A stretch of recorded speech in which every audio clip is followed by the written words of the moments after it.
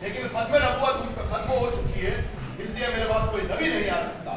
اسی کے لیے فرمایا جاتا ہے حق کو یتق علی لسان عمر، کہ عمر کی زبان سے رب بولنا۔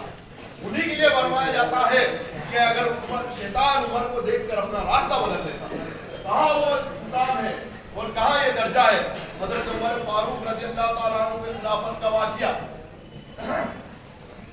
حضرت عمر فاروق خلافت میں بیٹھے ہیں اور کیسر و روم فتح ہوا، کیسر و کسرا فتح ہوا، مال غنیمت کا ڈھیر لگ گیا،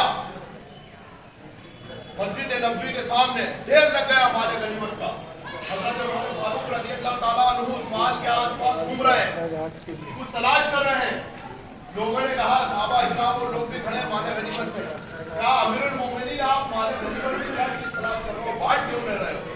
تو حضرت عمر فاروق رضی اللہ تعالیٰ عنہ نے کہا کہ ہجرت کے وقت میرے آقا نے سراقہ کو فرمایا تھا کہ سراقہ میں تیرے ہاتھ میں سونے کے کسرا و ایران کے شہنشاہ و ایران کے سونے کے کنگن دیکھ رہا ہوں۔ کسرا آج فتح ہوا ہے، لگ بھگ 17 سال کے بعد ہوا یہ کہ حضور پاک صلی اللہ تعالیٰ علیہ وسلم ہجرت کے لیے نکلے۔ جب حضور پاک صلی اللہ تعالیٰ علیہ وسلم ہجرت کے لیے نکلے تو لوگوں نے اعلان کیا کہ ان کو پکڑ کے لاؤ، گرفتار کر کے لاؤ۔ جو آدمی حضور پاک صلی اللہ تعالیٰ علیہ وسلم کو گرفتار کر کے لائے گا اسے 100 سرخ اونٹ دیے جائیں گے انعام۔ سب لوگ نکلے، بہت بڑا انعام 100 اونٹ۔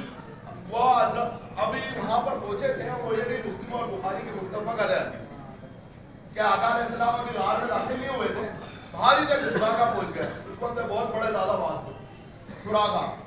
تو حضرت ابو بکر صدیق ساتھ نہیں تھے۔ حضرت ابو بکر صدیق رضی اللہ تعالیٰ عنہ نے ڈر کر کہا کہ آقا سراقہ آ گئے۔ حضور پاک صلی اللہ تعالیٰ علیہ وسلم نے کہا سراقہ کیوں آئے؟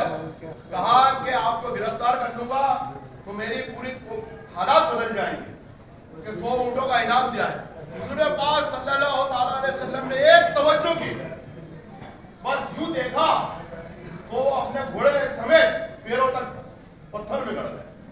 سراقہ ایک توجہ دی، اس نے توبہ کر لی، کہا آقا مجھے معاف کیجئے، میرا گھوڑے کو مجھے نکال دیجئے، میں ان سے کہوں گا کہ ادھر نہیں، اور کلمہ پڑھ لیا۔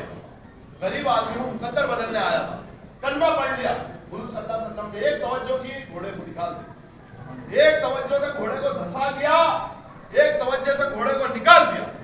تو کوئی کافر آ بھی جاتا تو کیا حضور کو گرفتار کر لیتا؟ یہ ایک مثال دے دی ہے کافی۔ پھر وہ جانے لگا تو حضور پاک صلی اللہ تعالیٰ علیہ وسلم نے ارشاد فرمایا کہ سراقہ کہتے ہو کہ میں غریب آدمی ہوں، لیکن میں تو تیرے ہاتھوں میں کسرا و ایران کے سونے کے کنگن دیکھ رہا ہوں۔ یہ بات ہو گئی، 10 سال مدینہ کے گزر گئے، 2.5 سال صدیق اکبر کی خلافت کے گزر گئے، 10 سال فاروق اعظم کی خلافت کے آ گئے، اتنا زمانہ گزر گیا، لیکن وہ جملہ تھا کسرا و ایران فتح ہوا، مال غنیمت کا ڈھیر آیا۔ حضرت عمر فاروق رضی اللہ تعالیٰ عنہ مال کے آس پاس گھوم رہے ہیں، کچھ چیز تلاش کر رہے ہیں۔ کیا بات ہے؟ کسرا و ایران کے شہنشاہ کنگن ڈھونڈ رہا۔ ایک شخص جو ایران اور کسرا گیا ہوا تھا جس نے کنگن دیکھے تھے، وہ صحابی آگے بڑھے، انہوں نے مال کے ڈھیر میں ہاتھ ڈالا اور کہا یہ کسرا و ایران کے کنگن۔ حضرت عمر فاروق رضی اللہ تعالیٰ عنہ نے کہا، حضرت سراقہ کو بلایا اور حضرت سراقہ کو بلایا اور کہا کہ سراقہ اپنے ہاتھوں سے سونے کے کنگن پہنا ہے۔ سونے کے کنگن عمر فاروق رضی اللہ تعالیٰ عنہ جن کی خلافت کے دور میں کوئی سونے کی انگوٹھی پہن کے مدینہ کے بازار میں گھوم نہیں سکتا تھا، حرام ہے مردوں کو سونے کی انگوٹھی پہننا، گھوڑے پڑتے تھے۔ وہی فاروق اعظم رضی اللہ تعالیٰ عنہ نے مجمع صحابہ میں اپنے ہاتھ سے سراقہ کو سونے کے کنگن پہنا۔